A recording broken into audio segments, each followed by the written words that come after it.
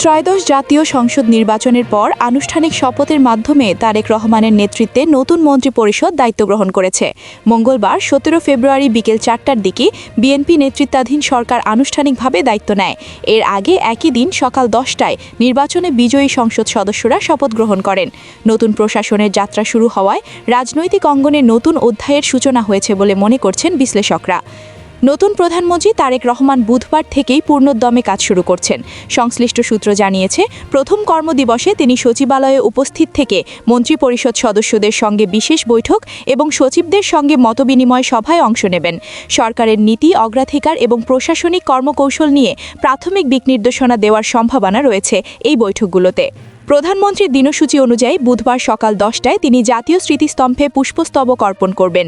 রাষ্ট্রীয় আনুষ্ঠানিকতার অংশ হিসেবে মুক্তিযুদ্ধে শহীদদের প্রতি শ্রদ্ধা নিবেদনের মাধ্যমে কর্মসূচি শুরু করবেন তিনি।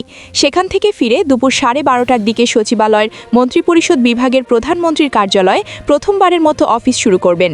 সচিবালয় পৌঁছে মন্ত্রিপরিষদ বিভাগের কর্মকর্তাদের সঙ্গে পরিচিতি ও মতবিনিময় সভায় অংশ নেবেন প্রধানমন্ত্রী। প্রশাসনিক সমন্বয়, চলমান কার্যক্রম এবং অগ্রাধিকার ভিত্তিক পরিকল্পনা নিয়ে আলোচনা হতে পারে বলে ধারণা করা হচ্ছে। দুপুরে সচিবালয়ে মধ্যাহ্নভোজের পর বিকেল 3টায় তিনি মন্ত্রিপরিষদের একটি বিশেষ বৈঠকে সভাপতিত্ব করবেন। তবে ওই বৈঠকের নির্দিষ্ট কোনো এজেন্ডা এখনও চূড়ান্ত হয়নি বলে মন্ত্রিপরিষদ সূত্র জানিয়েছে। ধারণা করা হচ্ছে, নতুন সরকারের প্রথম বৈঠকে সামগ্রিক প্রশাসনিক প্রস্তুতি, অর্থনৈতিক পরিস্থিতি, আইন শৃঙ্খলা ও নির্বাচন পরবর্তী পরিস্থিতি নিয়ে আলোচনা হতে পারে।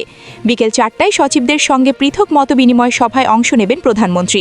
সেখানে বিভিন্ন মন্ত্রণালয়ের অগ্রাধিকারমূলক কাজ, সংস্কার পরিকল্পনা এবং দ্রুত বাস্তবায়নযোগ্য উদ্যোগ নিয়ে আলোচনা হতে পারে।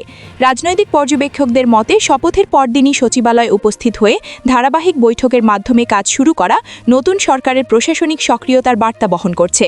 এখন দেখার বিষয়, প্রথম বৈঠক থেকেই কী ধরনের নীতি অগ্রাধিকার সামনে আসে এবং নতুন সরকার কিভাবে তাদের নির্বাচনী প্রতিশ্রুতি বাস্তবায়নের পথে এগোয়।